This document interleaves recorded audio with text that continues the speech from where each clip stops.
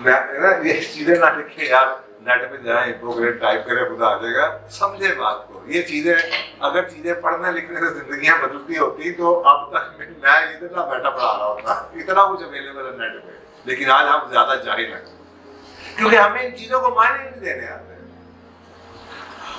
तो ना एक इल्यूजन है, because you have access to information you think that you are educated. We did not have access to information. हमें library में जाना पड़ता था physically, but we were more educated.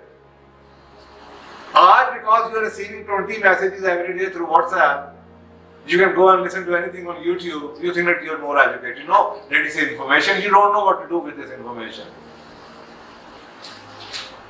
आपको ये नहीं पता कि अभी आप नाश्ते में क्या खा के वो जहर है कि क्या है। अभी मैं साबित कर देता हूँ कि आप क्या खा के, इतने अगर आप एजुकेटेड होते तो आप खा के आते जो आप खा रहे हैं, और आप मैं साबित करता हूँ कि आप जाएगा। Pardon my language. So